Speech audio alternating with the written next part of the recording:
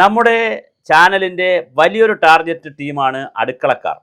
അടുക്കളയിൽ പാചകം ചെയ്യുന്നവർ. അത് പുരുഷനായാലും സ്ത്രീ ആയാലും ഇപ്പോൾ എല്ലാവരും പാചകം ചെയ്യുന്നതുകൊണ്ട്. എന്നാലും സ്ത്രീകളാണ് 99%, പിന്നെ പുരുഷന്മാരും ഉണ്ട് അത്യാവശ്യം. അവർക്ക് സന്തോഷം നൽകുന്ന രണ്ട് വാർത്തയും അവർ ശ്രദ്ധിക്കേണ്ടുന്ന ഒരു കാര്യമാണ്. അവർ KYC എന്ന് പറയുന്ന അവരുടെ അക്കൗണ്ടുമായി റിലേറ്റ് ചെയ്യുന്ന KYC അവർ അപ്ഡേറ്റ് ചെയ്യണം. അത് പിന്നെ ആഗസ്റ്റ് 15 ലാസ്റ്റ് ഡേറ്റ്. അല്ലെങ്കിൽ അത് ചിലപ്പോൾ നീട്ടുമോ എന്നറിയില്ല. എന്തായാലും അതിന് മുന്നിൽ എല്ലാ വീട്ടുകാരും മസ്റ്ററിങ് ചെയ്യണം. അപ്പോൾ നിങ്ങളുടെ ഗ്യാസ് കണക്ഷൻ കൊണ്ടുവരുന്ന ആളുമായി ഇനി വരുന്ന ആളുമായി സംസാരിക്കണം. ഇനി ഗ്യാസ് കണക്ഷൻ കൊണ്ടുവരാൻ ആഗസ്റ്റ് 15 മുമ്പ് അവർ കൊണ്ടുവരില്ല എങ്കിൽ നിങ്ങൾ ഗ്യാസ് കണക്ഷൻ തരുന്ന ആ ഓഫീസിലുമായി ബന്ധപ്പെട്ട് നിങ്ങളുടെ നമ്പർ മസ്റ്ററിങ് ചെയ്തിരിക്കണം, നിർബന്ധമാണ്. അല്ലെങ്കിൽ ഗ്യാസ് കണക്ഷന് ബുദ്ധിമുട്ട് വരും. രണ്ടാമത്തെ ഒരു വാർത്ത, ഗാർഹികമായിട്ടുള്ള ഉപഭോക്താക്കൾക്ക് പുതിയ വാചക പാതക കണക്ഷൻ നൽകുന്നില്ലെന്ന പരാതികൾ ഉണ്ട്, കുറേ പരാതികളുണ്ട്. കാരണം യുദ്ധം വന്നപ്പോൾ കേന്ദ്ര ഗവൺമെൻറ് ഒരു സ്ട്രാറ്റജി എടുത്തു. എന്താ സ്ട്രാറ്റജി? യുദ്ധം അങ്ങോട്ട് വന്നിട്ട് സമ്പൂർണ്ണമായി ഗ്യാസ് തീർന്നു പോകാതിരിക്കാൻ വേണ്ടി ഒന്ന് പിടിച്ചു, കുറേ സിലിണ്ടറുകൾ പിടിച്ചു. അപ്പോൾ അങ്ങനെ പിടിച്ചപ്പോൾ ഗുണം എന്താ? കുറച്ച് പേർക്ക് കൊടുക്കും, പിന്നെ അപ്പോൾ ഒരു മിതത്വം വരുത്തി, അങ്ങനെ ഒരു അച്ചടക്കം വരുത്തി കുറേ ഗ്യാസ് ലാഭിച്ചിട്ടുണ്ട്. അപ്പോൾ എന്നാൽ ഇപ്പോൾ ഗ്യാസിന് പ്രശ്നമില്ല. അപ്പോൾ പ്രശ്നം വരാതിരുന്നപ്പോൾ അവരെന്ത് ചെയ്തു? ഈ ഗ്യാസിനെ അവർ പ്ലാസ്റ്റിക് സിലിണ്ടറുകളിലാക്കി, 10 കിലോ ഉള്ള പ്ലാസ്റ്റിക് സിലിണ്ടറുകളിലാക്കി അതെന്ത് ചെയ്യും? അതിനെ വിൽക്കാൻ തുടങ്ങി. അങ്ങനെ എണ്ണ കമ്പനികൾ 10 കിലോ ഉള്ള സിലിണ്ടറുകളുമായി ഇപ്പോൾ രംഗത്ത് വരികയാണ്. കണക്ഷൻ നൽകുമ്പോൾ തന്നെ സിലിണ്ടറിൻ്റെ വിലയായി 3000 രൂപ ഈടാക്കും. ഇത് തിരികെ ലഭിക്കില്ല. നിലവിൽ ഉപയോഗിക്കുന്ന ലോഹ സിലിണ്ടർ കണക്ഷന് ഈടാക്കിയിരുന്നത് 2200 രൂപ മാത്രമാണ്. ഈ ഒരു വ്യത്യാസമുണ്ട്. 800 രൂപ കൂടുതൽ വാങ്ങും.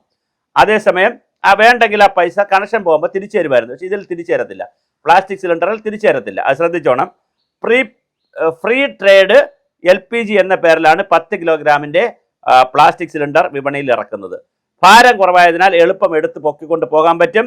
കാണാനും ആകർഷകമാണ്. നിലവിലുള്ള 14 കിലോഗ്രാമാണ് നിലവിലുള്ളത്. സാധാരണ സിലിണ്ടറിന് 949 രൂപ. ഇപ്പോൾ 1000 രൂപ വരെ വാങ്ങും. അവർ കൊണ്ടുവരുന്ന ഡെലിവറി ചാർജ് ഉൾപ്പെടെ 1000 രൂപയാകും. അതേസമയം 10 കിലോഗ്രാമിൻ്റെതിന് 1448 രൂപ. അതൊരു 1500 രൂപ വരെ പോകാനുള്ള സാധ്യതയുണ്ട്. അപ്പോൾ യഥാർത്ഥത്തിൽ ഇത് വളരെ കൃത്യമായിട്ടുള്ള ഒരു സ്ട്രാറ്റജിയാണ് കേന്ദ്ര ഗവൺമെൻറ് പിന്നെ ഈ ഗ്യാസ് കമ്പനികളൊക്കെ ചെയ്തിരിക്കുന്നത്. പശ്ചിമേഷ്യൻ സംഘർഷത്തെ തുടർന്ന് പാചകവാതക ക്ഷാമം ഉണ്ടായപ്പോഴാണ് ഗാർഹിക കണക്ഷന് ഒരു നിർത്തിവെച്ചതെന്നല്ല, ഒരു നിയന്ത്രണം ഏർപ്പെടുത്തിയത്. എന്നാൽ അത് പുനരാരംഭിക്കുമ്പോൾ വിതരണ കമ്പനിക്കാർക്ക് വ്യക്തമായ ഒരു മറുപടി എപ്പോഴാണ് സമ്പൂർണ്ണമായി പുനരാരംഭിക്കുക എന്ന് പറയാൻ കഴിയാത്തൊരു സാഹചര്യമാണുള്ളത്. രണ്ടാമത്തെ സിലിണ്ടറിനുള്ള അപേക്ഷകളും പലയിടത്തും അത് എടുക്കുന്നില്ല. എന്നാൽ കുറേ സ്ഥലങ്ങളിൽ കൊടുക്കുന്നുണ്ട്. ഇപ്പോൾ കേരളത്തിൽ ഇത് കുറച്ച് മെച്ചപ്പെട്ട രീതിയിലാണ് പോകുന്നത്.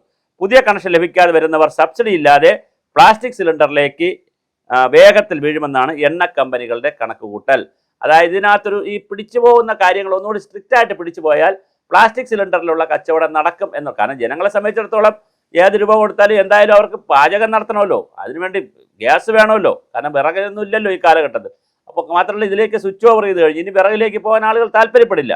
അപ്പോൾ തീർച്ചയായിട്ടും പാചകവാതക സബ്സിഡി ബാധ്യതയിൽ നിന്ന് തലയൂരാനുള്ള കേന്ദ്ര സർക്കാരിൻ്റെ നീക്കമാണിതെന്നും ശക്തമായ ആരോപണമുണ്ട്. എന്തായാലും പുതിയ പരിഷ്കാരങ്ങളാണ് വരുന്നത്. പുതിയ പരിഷ്കാരങ്ങളുടെ ഒരു പ്രശ്നം, അത് സാമ്പത്തിക ബാധ്യത കൂടി മനുഷ്യന് കിട്ടുന്നു. 1000 രൂപയ്ക്ക് താഴെ കിട്ടിക്കൊണ്ടിരുന്ന 14 കിലോയുള്ള ഗ്യാസ്, 10 കിലോ ഗ്യാസ് 1500 രൂപ കൊടുത്ത് വാങ്ങേണ്ടുന്നതും 2200 രൂപ കൊടുത്താൽ എപ്പോൾ വേണോ തിരിച്ചു തരാവുന്ന ഡെപ്പോസിറ്റ് പോലെ കൊടുത്ത് ഗ്യാസ് എടുത്തിരുന്നവർക്ക് 3000 രൂപ അടച്ചാൽ തിരിച്ചു കിട്ടാത്ത തുകയായി ഗ്യാസ് എടുക്കേണ്ടി വരിക എന്നൊക്കെ പറയുമ്പോൾ ഇത് ആരെയാണ് സംരക്ഷിക്കുക എന്നുള്ളതാണ്. വിദേശത്തൊരു യുദ്ധമുണ്ടായപ്പോൾ നമ്മുടെ രാജ്യത്തെ കമ്പനികളും സർക്കാരുകളും അത് തീപിടിക്കുമ്പോൾ വാഴ വെട്ടുന്ന ഒരു സമീപനം എടുക്കരുത്. യുദ്ധമൊക്കെ ഉണ്ടാകുമ്പോൾ ആളുകളെ സഹായിക്കുകയാണ് വേണ്ടത്.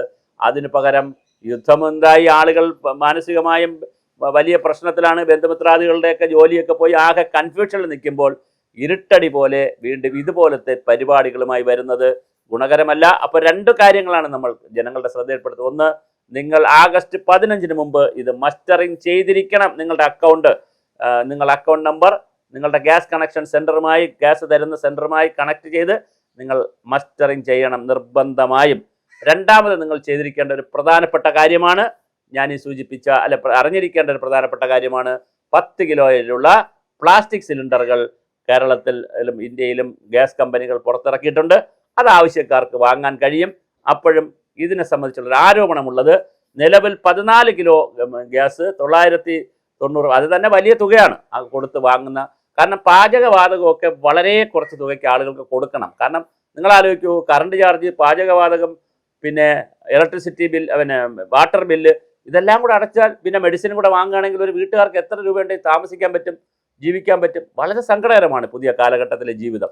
അതുകൊണ്ട് തന്നെ വളരെ കൃത്യമായി ഇതൊക്കെ പരിഹരിക്കുന്ന ഒരു സംവിധാനം ഈ രാജ്യത്തുണ്ടാകുമെന്ന് നമുക്ക് പ്രതീക്ഷിക്കാം.